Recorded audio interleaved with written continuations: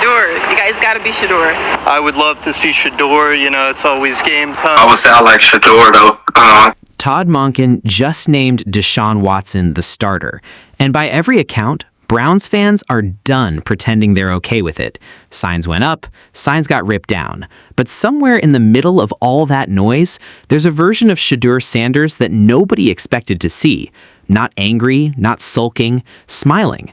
And when you hear what Monken is actually saying about the plan for him, you start to understand why. Stick around, because by the end of this, you're going to see this decision completely differently. Let's start with the reaction from the guy who actually won the job. Reporters asked Deshaun Watson point blank what he expects when he walks out for that stadium crowd. His answer told you everything about where his head is at right now. Watch this. What about any type of reaction that you might get at the stadium on Saturday? Are you prepared for whatever might come? I don't care. I don't care. There is certainly a disconnect between Deshaun Watson and Browns fans. After being named the starter, Browns fans completely were ticked off. Some because they want to see Shedeur Sanders play, and others just simply do not want to see Deshaun Watson under center. Forced the issue.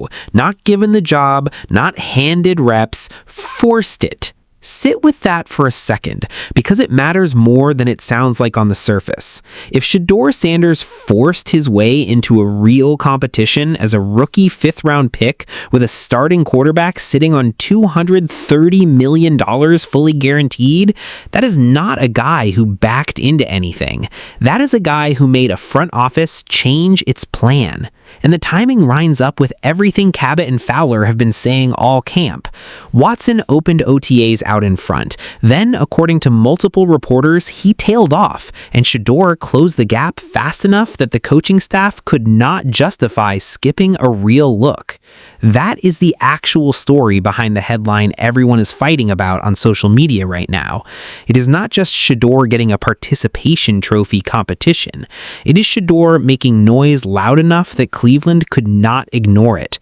And that is exactly the kind of detail that gets buried the second a decision like this one gets made, because the loudest reaction always drowns out the quieter truth. So while Browns fans are out there furious about a decision, what they are missing is that the guy who lost the competition still made the team question everything. Now watch what that fan base did the second the decision actually came down, because this next part is where things get physical. You mentioned yesterday the long game with Shedeur. How could the setup now, where it'll be a longer run-up to whenever he plays next in a regular season game, maybe set him up for better success than as opposed to throwing him out to the Wolves on the road in week 1? Well, I don't know that. Every player's a little bit different. You've seen quarterbacks go in there and right away play well. And you've seen others that need some time. And that's at every position. Some, it happens quicker than others. Some had further to go. I know this, that from the jump in the offseason when he showed some things that I really liked, the way he's wired, that's when we made the decision to give him more reps. That's when we decided to make it a competition for Shedeur and for us. That was the point of it all, to get where he's at today. Because early on, in my opinion, it was pretty obvious that Deshaun was ahead. His experience, right? He should be. Right? There's no difference there. But we made that decision, and where he's at today is a byproduct of that. And I'm excited about, again, the long game for him. There's certain things he has to continue to work on, and he's going to just continue to grow leaps and bounds because he's a sponge. Takes it all in. Rewind that for 1 second. Someone from the Browns organization personally walked down to that statue to clean up after their own fans. Think about what it takes for an NFL franchise to send somebody out to physically remove protest signs off a statue outside their own stadium. That is not a random fan with a poster board making noise online. That is an organized enough reaction that the team felt like they had to respond to it in real time, in person, before the cameras could even really capture it. And the signs themselves were not subtle. Numbers about wins, numbers about victims, messages about millions of fans, about permanent damage to the franchise, about being done with ownership entirely. This is not just Shedeur Sanders fans being loud on Twitter. This is the fan base turning the anger toward Jimmy Haslam directly, questioning the man who signs the checks, rather than just the coach who made the call. Reporters were literally standing at that statue, describing signs that had already been removed by the time cameras got there, which tells you the team was reacting faster to the protest than they were reacting to the actual football decision that caused it. Now, listen to the reporter breaking down exactly what those signs said before they came down. The more Todd Monken's talk, the more information that he gives us. Shout out to Buff's Code channel. He says, here's the clip. So it became a competition because Shedeur Sanders forced the issue, not because the Browns wanted one. And Monken saying he forced the issue, meaning organizationally, it was always Deshaun as QB1. Read that back one more time. 0 supporters, 27 plus victims. That is not disappointment. That is a fan base in open revolt. And it was not just signs on a statue. Reporters went out and got fans on camera saying it directly to their faces. No filter, no hiding behind an anonymous account. Some of them are simply exhausted watching Watson struggle after everything the franchise gave up to get him. Others are done with him specifically because of everything off the field that came before the season even started. And then there's a third group, maybe the loudest of all, who just want to see Shedeur Sanders get his shot because they believe he already earned it in camp. That split is exactly why this decision landed the way it did. If Monken had picked Shedeur, most of this tension evaporates overnight because the fans who dislike Watson and the fans who love Shedeur are the same group of people. Instead, the Browns walked straight into the one outcome that made every angry fan angry for a different reason at the same time. Watch how raw these reactions actually are. And I'm here to tell you guys right now, Browns fan is very unhappy about this situation. Someone from the Cleveland Browns just came down and removed these signs from the Jim Brown statue outside the stadium, as fans clearly not happy with Deshaun Watson being the starter. You watching this right now, be honest. If you are a Browns fan, which one of those two groups are you actually in? While all of that was blowing up outside the stadium, the actual football operation kept moving, and this is where the story gets even more interesting. Browns insider Daniel Uzzi confirmed the final practice before Thursday's preseason finale against the Patriots, and also confirmed something a lot of people are not talking about yet. Shedeur Sanders is not expected to play in that game at all, not because of injury, not because of a demotion, but because the team reportedly wants to give extended run to Dillon Gabriel and rookie Taylor Green instead. Gabriel has already played fourth quarter minutes in every preseason game so far, while Green has not seen the field yet this preseason. That tells you exactly what evaluation is actually happening behind the scenes right now, and it has nothing to do with Shedeur needing more film. It has everything to do with the coaching staff still needing answers on the other two arms in that quarterback room before final roster decisions get made. Here is that report directly from the source. An update on this very controversial decision. Good morning. Controversial is right. We actually moved down to the Jim Brown statue. It's empty right now, but it wasn't moments ago. Take a look at this video of the signs were just posted outside here on the statue that shows just how upset fans are. There were signs covering the statue, including 280 million, 27 plus victims, 0 supporters, no regrets. Millions of fans held hostage. Another sign saying Cleveland is done with the Haslams and their freak Watson, and permanent damage to the city and franchise. These signs were up along the statue here until just moments ago when someone from the Cleveland Browns organization came down. Compare that to Shedeur's summer. He has been the one guy in that quarterback room who has not needed the extra evaluation snaps because the staff already knows exactly what they have with him. There's actually a follow-up detail here that most people scrolling past this story are going to miss completely. According to the same report, this is not the first time Gabriel has gotten this treatment either. He has played fourth quarter minutes in every single preseason game the Browns have had this summer, while Taylor Green, the rookie project at the position, has not taken a single preseason snap yet. That is not a small procedural detail. That is the Browns openly telling you who still needs game reps to be evaluated and who does not. Shedeur is not on that list. He has already shown enough in padded practice and joint sessions that the staff does not feel like they need to burn snaps on him in a preseason game that will not affect his roster spot either way. The next clip actually asks the audience directly whether they want a full breakdown of how Gabriel and Green perform in that finale, which tells you the intrigue here is not really about Shedeur at all anymore. It has shifted to whoever is fighting for the QB3 job behind him. Shedeur, you guys gotta be Shedeur. I would love to see Shedeur. It's always game time. In my opinion, this brings more intense to the Browns home game when Deshaun Watson is under center, because you have one half of fans that do not want to see Deshaun Watson simply because he haven't done nothing, for crying out loud, and I don't know how long. And two, people just do not like Deshaun Watson simply because of the off-field antiques, and then, of course, what he had to say prior to being named the starter. So it's a lot of information that's flowing around.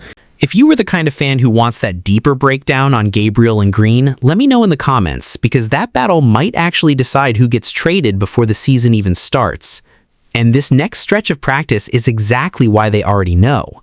On the same day all of this drama was unfolding around the stadium, Deshaun Watson was out there taking every single first-team rep, and by most accounts, it was another inconsistent day. Some sharp checkdowns mixed in with more than one overthrow, including one that sailed past Luke Floria, a name that keeps climbing up this depth chart every single week. Then Shedeur Sanders rotated in with the second and third team group and did what he has been doing basically all camp: a play-action shot that connected, a stretch throw down the field to Malachi Kurtzley that made the difference between the two arms look obvious to anyone watching, another completion to Floria on a dig route in the final period of 7-on-7 work. This is not cherry-picked highlight reel stuff either. This is just a normal Wednesday practice, and the tape still tells the same story it has told all summer. Watch this practice sequence for yourself. Browns reporter Daniel Yifuzi states final Browns practice before their preseason finale against the Patriots on Thursday night. I also would like to add the fact that they will not have practice tomorrow as they prep for the actual preseason game this Thursday. You guys can get down in the comments and let me know if you guys want me to cover that, because Todd Monken stated that Shedeur Sanders isn't playing on Thursday. If you strip away the depth chart labels and just watch the throws, there is no version of this practice where Watson looks like the better quarterback today. Now, normally, that would just be one more fan's opinion buried in the replies, except this next reaction did not come from a fan. It came from Chicago Bears cornerback Jaylen Johnson, who actually lined up across from both of these quarterbacks in a real preseason game earlier this month. This is a guy whose entire job is reading quarterbacks for a living, and he was asked directly what he saw from both arms. He did not dodge the question. He did not give the safe company line answer that avoids controversy. He said flat out that he likes Shedeur, that when a decision is close, you go with the younger player, and that Shedeur put enough on tape to deserve the nod, even while admitting he was not in the building and did not see everything the coaching staff saw. Coming from a starting NFL cornerback who actually competed against both of them on the field, that carries a completely different weight than another hot take from someone who has never had to read either quarterback under real pressure. Listen to him say it in his own words. Because the Browns want to see Dillon Gabriel and Taylor Green play. Gabriel has played the fourth quarter of each preseason game, while Green hasn't played yet. And so if you guys want me to drop that all 22 film breakdown of those quarterbacks and how they perform on Sunday, just get it down in the comments and let me know. An opposing NFL starter watched both quarterbacks play against his own defense and still landed on Shedeur. That is not a small thing to say out loud on camera, but Johnson did not stop there, and this next part of his answer is honestly the more important half of the clip. He admitted flat out that he did not see whatever the coaching staff saw behind closed doors, and that he personally thinks Shedeur ends up taking the job over Schultz at some point, regardless of what happens right now. Think about why that quote carries so much extra weight. This is not a former player doing analyst work from a studio. This is a starting NFL cornerback who played defensive back against both of these quarterbacks in a live preseason game, which means his entire job that day was reading their eyes, their timing, their comfort level under real pressure. A defensive back does not get paid to be wrong about which quarterback is harder to read. When someone whose career depends on diagnosing quarterbacks tells you the rookie was the tougher matchup, that is a completely different category of opinion than a fan with a Twitter account. Here is the rest of what he had to say about it. As we take a look at today's practice, Deshaun Watson was inconsistent once again. He had a few plays that he did very well as far as checkdowns, and he also had some overthrows as well. As we take a look at today's practice, Deshaun Watson took all first team reps as we already know, and he overthrew Gage Larvidan right here. Not Gage Larvidan, that was actually Luke Floria. Shout out to Luke Floria, man. Luke Floria has definitely moved up the rosters, getting some reps in with the Warrens. Next up we had was Shedeur Sanders. Shedeur Sanders play action play, and he hooks up with number 85. You guys know, man, this is the second team offense, so I'm learning the actual names with the second team group. The 7-on-7, Deshaun Watson check down to, I want to say that is Denzel Boston. Shedeur Sanders stretching the ball downfield to Malachi Corley. We see the biggest difference between the two quarterbacks, that's for sure. Lastly, we have Luke Floria running a nice dig route. Shedeur Sanders hooked up with him. An opposing starter who does this for a living just told you on camera that Shedeur wins this job eventually. Not a fan, not a pundit, a guy who lined up across from him. And that brings us back to where we started this whole video, because despite everything you just heard, despite losing a competition he clearly wanted to win, Browns reporter Nathan Zagura says Shedeur's spirit is still high. On a long completion in practice, he hopped up, pointed, got emotional about it. The same energy you would expect from a guy who just won a job, not lost one. And when Monken personally delivered the news to him on Monday, by every account in the building, Shedeur had a smile on his face while hearing it. Reporters on the beat believe that reaction lines up perfectly with what Monken has been saying about the long game plan the whole time. That history at this position in Cleveland says multiple quarterbacks tend to start in a single season, and that Shedeur is simply farther along right now than he was as a rookie last year when the flashes were there but the consistency was not yet. This next clip is the clearest explanation yet of why the coaching staff is not worried about how Shedeur is handling this. In the last period of 7-on-7. Jaylen Johnson coming to the program. Hey, Browns naming Deshaun the week 1 starter. Y'all faced him in the preseason game. What are your thoughts? Are you surprised by this? Did you think they would go with Shedeur? Did you like what you see from either quarterback? Is there any kind of telltale that you can give us? I couldn't give you a tell. I would say I like Shedeur though. I think if it's close, I think you always go young. But I think he's put enough out there on tape to where I would say he should have got the nod, but I'm not in their camp. I didn't see what they said. Stop and actually think about that for a second. A guy who wanted this job more than anything just got told no, and the read from the building is that he is still smiling about it. Practice wrapped up shortly after that. A possible sack, the horn sounding to close things out, one more ordinary ending to what turned into one of the most talked about days of this entire training camp. And when you step back and look at the full picture, none of the pieces actually contradict each other the way the headlines make it seem. Watson got named the starter, the fan base revolted hard enough that the team had to clean up their own stadium grounds. The practice tape still favors Shedeur on a lot of throws. An opposing NFL starter publicly says Shedeur deserved it. And through all of that noise, the guy at the center of it is reportedly still smiling, still working, still being told by his own head coach that this is a long game, and history says he is going to get his shot. That is not a guy who lost. That is a guy who is being told to wait for a season the Browns believe is still coming. Here is the last clip from that practice before we get into what this all means. But I mean, at the end of the day, I think he'll end up taking it over at some point. Just wanted to add that little segment right there for you guys to hear Jaylen Johnson for 2 reasons. For one, he's one of the best DBs coming through as far as the Chicago Bears, and 2 is he actually played against. As we get towards the end of this video, Browns official reporter, and I'm gonna add even a 3 is the fact that he played DB, so he knows a good quarterback from a bad quarterback named is for him to say Shedeur Sanders tells us all we need to know. And of course we know Todd it. mentioned this Monday when he gave him the decision that he had a smile on his face. Does this actually look like a snub to you, or does it look like a head coach protecting a rookie from getting thrown to the wolves too early? Losing a competition he there is one desperately more wanted piece to of win. this that puts puts everything into perspective. Yes, and and I it comes think straight that from he the people who understands, have as followed Todd this told him, the long quarterback the game. I mean, closest if all history offseason. is any Shedeur indicator, Sanders he's gonna started start last games year's this draft year for the process Cleveland ranked Browns. as It just has low been, as the unfortunately, fourth best you know, quarterback in his our own lot class. at the quarterback By the time position, the season multiple guys actually start, started, he had you know, already a lot of climbed to seasons for the Cleveland Browns. QB2 And on so the I Browns' think that own depth chart. this Now he competition sits at benefited him number greatly. 2 on a I roster think with that a he is so far ahead of where he $230 was a million year ago, and quarterback that in when front that of him. opportunity And the arises, belief he'll be around ready this whole to put a situation better, is that the jump from foot 2 forward to than he 1 did in his is a rookie much season. When there smaller were certainly climb than the glimpses jump and you he could see already things get made better, from but 4 to 1. he's a much better quarterback than he That was is the then. actual context that gets lost every time this story turns into another Twitter argument about who deserved what. This was never really about one practice or one camp decision. It is about a trajectory that has been pointing in one direction the entire time he has been in the league.